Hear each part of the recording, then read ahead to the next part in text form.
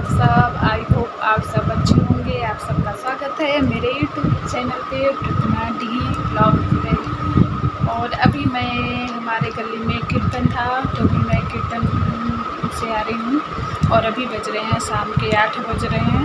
तो अभी कीर्तन ख़त्म हो गया था, पर थोड़ा देर हम लोग वहीं बैठे थे, नाश्ता पानी हुआ क्योंकि आंटी जो कीर्तन करवाई गए नाश्ता पानी किसी को आने नहीं दी, तो सबको समोसा और चाय कोल्ड ड्रिंक वगैरह पिलाई, उसके बाद आने दी।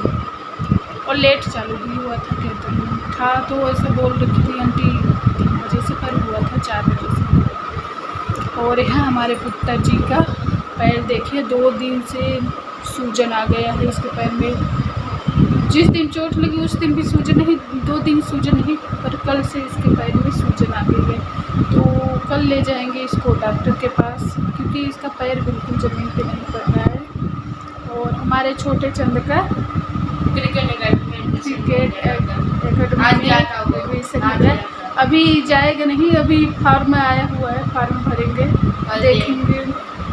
कल ही मैं तो बोल रही हूँ गांव से आके, क्योंकि बीच में गैप हो जाएगा, गांव भी जाना है, तो देखो क्या करते हैं। परसों से चला जाए, फिर उसका बहुत मन है जाने का, अगर जिद करेगा वो नहीं मानेगा तो भेजेंगे। तो कल ले जाएंगे, जमा करके आएंगे जो फॉर्म गाड़ी उसको भर के जमा करके आएंगे। तो मंडे से, कल मंडे ही तो कल से जाएगा। कल से कहाँ, ट्यूसडे से जाएगा। कल छुट्टी रहती है, मंडे को लगता है छुट्टी रहती है, मंडे को छुट्टी है, पता नहीं गाड़ी लेने जा पाऊंगा कि नहीं। और इनका पैर इतना सूजा हुआ है कि हम बहुत टेंशन हो रही है इसका पैर देख के। तो चलिए दिखाते हैं हमारे पुत्र जी और पति देव क्या कर रहे हो जी, हैं? क्या खाओगे खाना? खाना क्या खाओगे? और इनको है गाड़ी का इंतज़ार, कब गाड़ी आए, कब बैठे गाड़ी पे हम लोगों को घुमाने ले जाए ना। हम लोग जाएंगे अपने गाड़ी से वैष्णो देवी दर्शन करेंगे। तो क्या हुआ, वो कपड़ा धुला हुआ रखा है, प्रेस करना है उसको। और क्या है उसमें, जुराब, इतने सारे जुराब थे उसमें। मोड़ के रखे हैं। हाँ। कैसे लग रहे हो आप बाल किए? तेल अच्छे से लगाए, बहुत दिन बाद तेल ढंग से लगाओ तो बाल, तभी तो तुम्हारा बाल टाइट हो जाता है, तेल अच्छे से नहीं लगाते। जिस दिन वो शैम्पू करो ना उस दिन ढंग से तेल लगा लो, नहीं गए बनाने। और छोटे चंद क्या हाल है? Hello hello hello hello hello. कब से जाएगा ये? और में जमा करोगे? 10,000 रुपये लगे। 10,000? 6,000 2,000 रुपये उसका एडमिशन का मंथली फीस, 4,000 रुपये एडमिशन फीस और 4,000 और 4,000 की किट। आंटी के बहू की आँख ना, ये इतनी बड़ी बड़ी है। आंटी के बहू की आँख है पतली सी, पतला सा मुंह, आँख बड़ी बड़ी, हाथ पैर बड़े सुंदर सुंदर।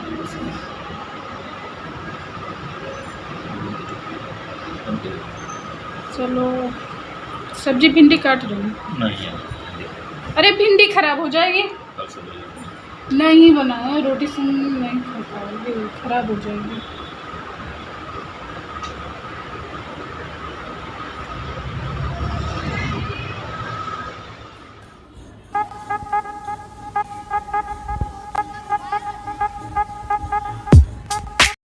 यहाँ हमारे छोटे चंद गए थे क्रिकेट एकेडमी, तो वहाँ क्रिकेट खेल के आए और बच्चों के साथ। इनका जो सिखाने वाला कोच है तो बॉल डाल रहा था, तो 2 बॉल तो हमारे तीसरी बॉल में आउट हो गए थे। तो इसको बहुत मन है जाने के लिए, पर मैं सोच रही हूँ गांव से आने के बाद इसे भेजूँगी, अभी नहीं भेजूँगी।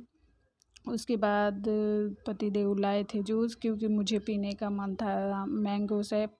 तो पतिदेव लाए थे, तो बच्चों के लिए भी लाए थे, अपने लिए भी लाए थे, मेरे लिए भी लाए थे। तो हम लोग पी रहे हैं, वो अभी नहीं पियेंगे, बोल रहे हैं मैं खाना खाने के बाद।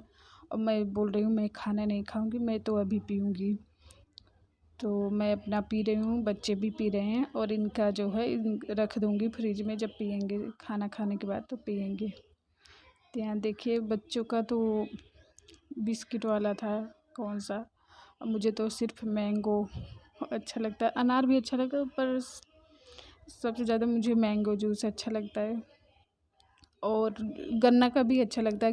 गन्ना का मैं पीती नहीं थी क्योंकि बहुत ज़्यादा मीठा लगता है गन्ना का, पर कभी कभार पी लेती हूँ।